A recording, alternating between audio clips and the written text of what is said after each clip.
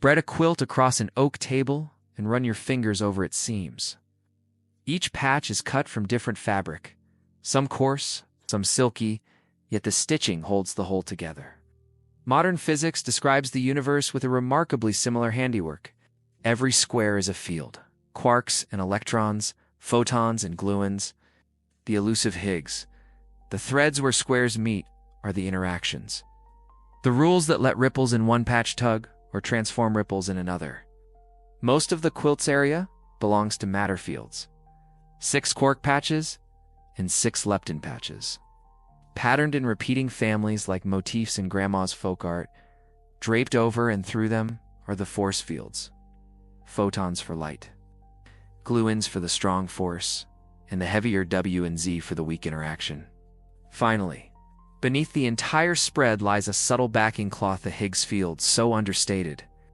You notice it only when you lift the quilt and feel its unexpected weight.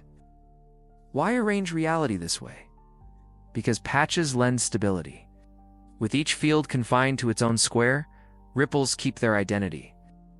Electrons never blur into photons, quarks stay stitched inside protons, yet the seams allow conversation, assuring the cosmos isn't a silent gallery of separate exhibits, but a humming bazaar of exchange. For the next few minutes, we'll tour this patchwork up close, square by glowing square. Beginning with the one you already greet each sunrise, the photon field that turns electricity into daylight. Takeaway: the universe is not a single cloth but a quilt of interlocking fields. Its seams are the forces that let everything talk to everything else. Reach for a light switch, and with the tiniest click, a river of photons floods the room, bouncing off books, skin, and cat whiskers before vanishing into the walls. That effortless illumination springs from the quilt's brightest patch, the photon field, custodian of electric charge and all things electromagnetic. Imagine 2 tiny foam balls, each rubbed with wool until they bristle with static, then suspended on silk threads. Bring them close, and they drift apart, repelled by a force that seems to act through nothing at all. In field language, each ball shakes the photon patch ever so slightly, and the quanta photons relay that shake to the neighbor, whispering, "Move away." The balls themselves never meet, the message carries the push. Scale the idea upward, and you have every power grid on Earth. Electrons marching through copper wires jostle the photon field. Distant electrons feel those nudges and shuffle in sympathy, lighting homes, driving trams, charging midnight phones.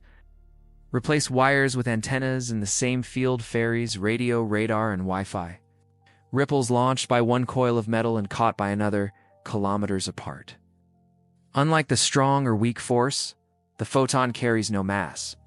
Freed from inertia, its quanta sprint at light speed and never tire. Which is why a galaxy 2 million light-years distant can paint its image on a backyard telescope. Yet the photon obeys one strict rule. It speaks only to charges. Neutrinos pass through walls because they carry none. Electrons laden with charge cannot ignore the field for a heartbeat. Takeaway: photons are the universe's postal service for charge, delivering pushes and signals alike at the fastest speed nature allows. Peer inside a proton, if imagination allows, and you won't find marbles neatly packed together. Instead, 3 quarks jitter in a storm of shimmering threads. Those threads are carried by gluons, the quanta of the strong force patch. They behave like no other stitches in the cosmic quilt. Unlike electric lines that fade with distance, gluon threads stretch like unbreakable rubber bands. Tug one quark outward, and the strand tightens, storing more and more energy. Pull harder still, and something astonishing happens. The band refuses to snap. Instead, it pinches off, the stored energy conjuring a brand new quark-to-quark pair that ties off the loose ends. The would-be escapee is recaptured. Free quarks remain as mythical as unicorns. This peculiar feature, it's called confinement, explains why atomic nuclei are rock solid, despite the electromagnetic repulsion of their positive charges.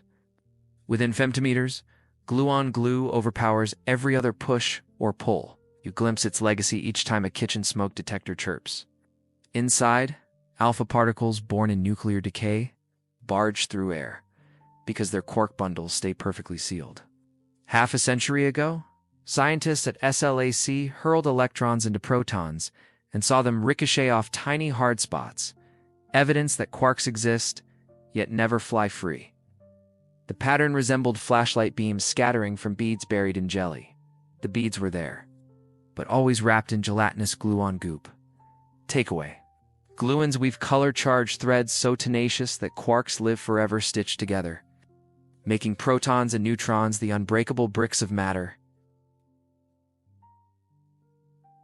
Turn a smoke detector over and you'll find a postage stamp speck of americium quietly emitting alpha particles that decay in the nuclear transmutations that fuel the sun. Rely on a far subtler field, the weak force ferried by three hefty quanta, W+, W-, and Z0 bosons. In the quilt metaphor, these messengers are padded squares, thick with mass, thanks to their constant slog through the Higgs fog. Because moving something heavy requires effort, their influence reaches only across an atomic nucleus before sputtering out. Yet within that tiny reach they wield transformative power. They can flip a neutron into a proton, or an electron into a ghost-like neutrino, rewriting the very identity of particles. When two protons in the sun tunnel close enough to embrace, the weak force whispers to one, "Shed your positive cloak, become a neutron." A W+ boson appears for a fleeting instant to carry charge away, birthing a positron and a neutrino. Without that rare permission slip, stars would never ignite. Starlight is, at heart, a weak force signature. Catching these messengers required audacity. In 1983, inside CERN's gargantuan bubble chambers, physicists blasted protons and antiprotons together at record energies. Among the swirling tracks, they glimpsed thick, stubby spirals, the footprints of W and Z bosons decaying in fractions of a trillionth of a second. The discovery confirmed the electroweak theory and completed another patch of the standard model quilt. Takeaway: though short-ranged and ponderous, the W and Z bosons govern the alchemy of the nucleus, lighting stars and powering detectors with transformations no other force can perform.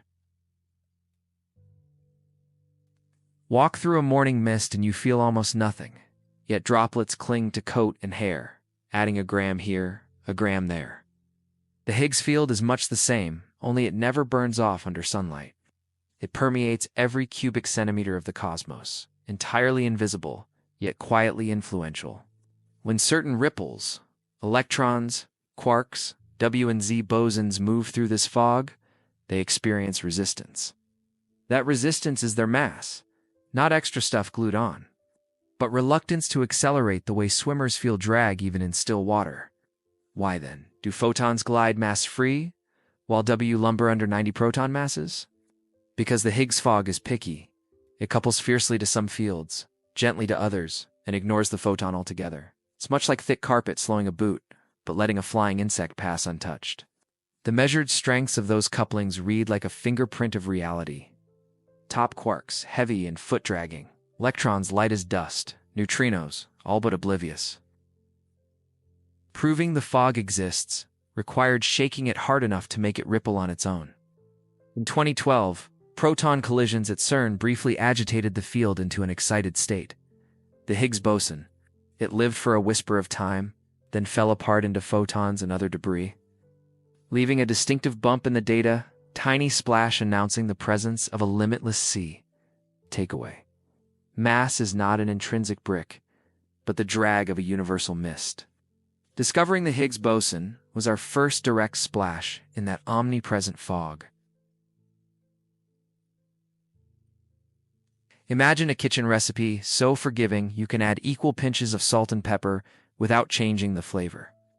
That freedom, swap a little of one for the other, taste stays the same as what physicists call asymmetry.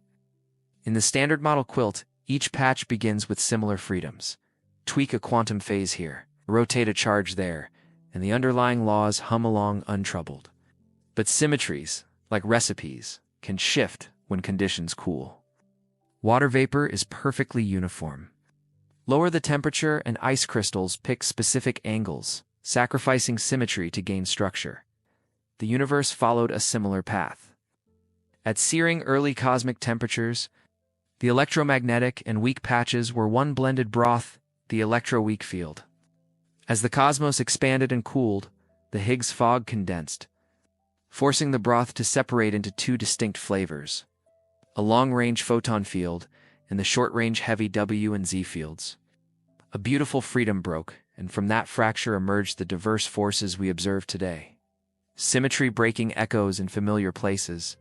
Liquid helium slides into a superfluid that flows without friction only after losing rotational symmetry. Each case reveals the same lesson. When a system lowers its energy by picking one option among many, it leaves telltale patterns. What scientists hunt in particle colliders and condensed matter labs alike. Next, we'll explore how such broken threads tie into everyday technology and point toward mysteries the quilt has yet to hem. From dark matter's unseen patches to gravity's missing square. Takeaway: the forces and masses we know are born when perfect symmetries tear. The universe choosing specific patterns and leaving imprints we can still trace today. Stand back from the quilt. We have toured and admired its vivid order. Photons stitching electricity to light, gluons knitting quarks into nuclei. W and Z bosons busy with elemental alchemy, the Higgs fog lending every ripple its heft. The pattern feels satisfying, almost finished.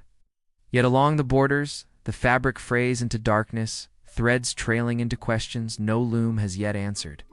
Peer into the night sky, and you'll see galaxies spinning too fast for the visible stitches to hold. Something unseen, dark matter, tugs at every star, yet no patch on our current quilt matches its pull. Measure the universe's growth, and it accelerates. As though the very quilt were stretching from some hidden elastic, we've labeled dark energy. It's gravity itself, so familiar you can feel it in your shoes, resists quantum stitching altogether. Hovering like a neighboring tapestry woven on different principles. Even inside the quilt, tiny puzzles persist. Neutrinos jiggle between flavors, hinting at masses far lighter than the Higgs recipe predicts. The muon's magnetic wobble drifts from theoretical expectation, a possible whisper of an extra, undiscovered square. And at facilities worldwide, detectors sit beneath mountains or drift in space, waiting for any hint of new ripples that could extend our textile. So, map in hand, we find ourselves at the quilt's edge, a frontier where certainty ends and possibility billows outward like unsewn cloth. In the next parts of our journey, we'll step beyond this stitched comfort, from the restless vacuum where fields never quite rest, into laboratory universes built of superconductors and graphene, and finally, toward the daring notion that space-time itself might be yet another field awaiting its patch in the cosmic coverlet. Your takeaway: the standard model quilt is wondrous but unfinished. Its frayed borders beckon us to weave new threads, dark matter, dark energy, quantum gravity, into the ever-growing fabric of reality.